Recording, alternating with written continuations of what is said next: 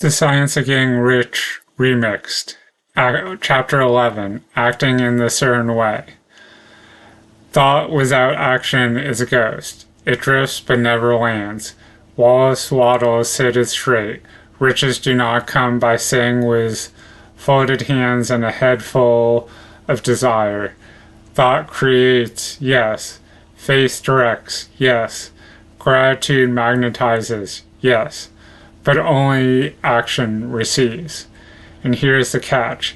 You cannot act in tomorrow. You cannot act in fantasy career, a future city, or some imagined better environment. You can only act here, now, in the exact circumstances where you stand. That's why Waddles hammers this point again and again. Do today's work in the certain way, no matter what that work looks like. This is where so many trip. They despair their current job, slouch through their duties, grumble about being in the wrong place, while daydreaming about some future. They imagine abundance while their actions scream indifference. But the universe reads the whole vibration, not just the wish list. If you don't honor your current place, you're not ready for the next. Waddles insisted, do every day all that you can do that day.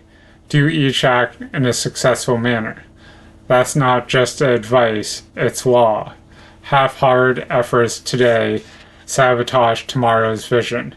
There's no waiting for the right time. The right time is the present. The only ground you ever have to stand on is this moment. Modern voices echo the same truth. Lois Hay said, bless and love the job you have and the home you live in before the next one can arrive. Abraham Hicks reminds, don't act to fill time, act when inspired. Eckhart Tolle, the present moment is all there is.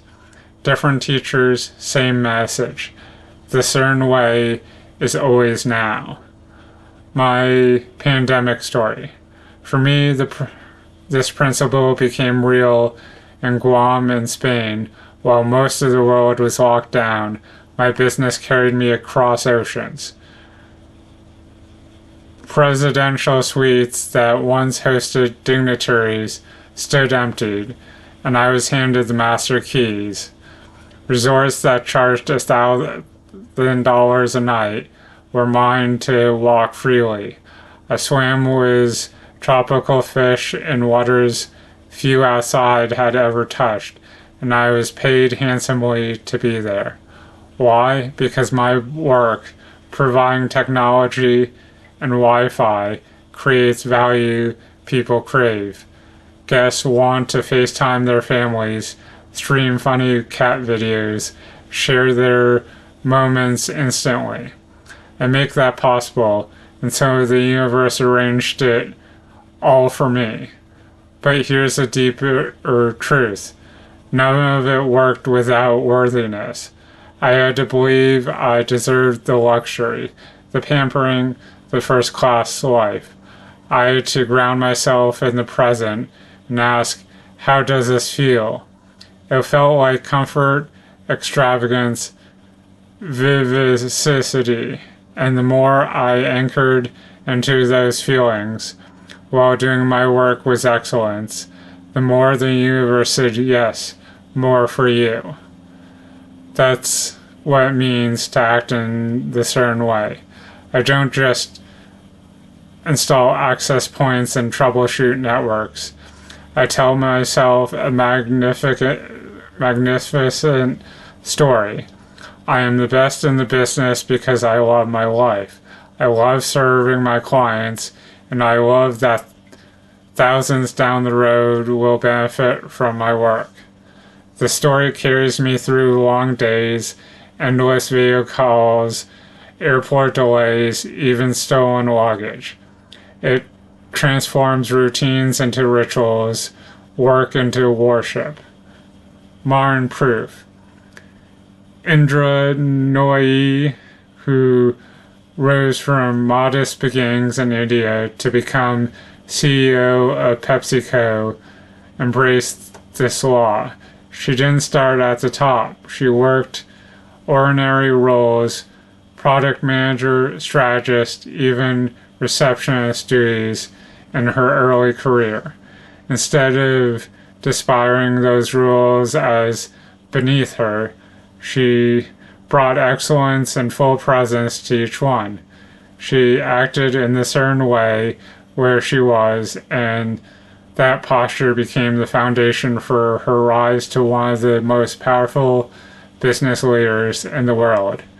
She didn't wait for the perfect job, she acted in the job she had. Or take Rick Steves. Long before he was a travel icon, he was teaching night classes on European backpacking in church basements and selling photocopied guide books out of the trunk of his car. He would have looked at those humble beginnings and said, "This isn't success."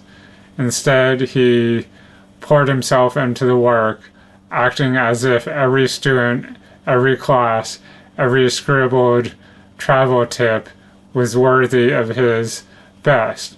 Today, his guidebooks have sold millions, his company thrives, and his shows inspire journeys across the globe. His future came not from scheming shortcuts, but by faithfully acting in a certain way, fully present, fully serving where he stood. Wisdom across traditions. Every spiritual tradition affirms this law. The present is sacred. In Christianity, Jesus says, "Do not worry about tomorrow, for tomorrow will worry about itself." In Buddhism, mindfulness teaches the only moment of power is the one you inhabit now. Islam calls the present, I'm probably going to butcher this, waqt, W-A-Q-T, a gift of time entrusted by God. Hinduism declares the essential self is found in the very breath. The wisdom is clear. Action is holy when it is grounded in the presence. The law of acting now.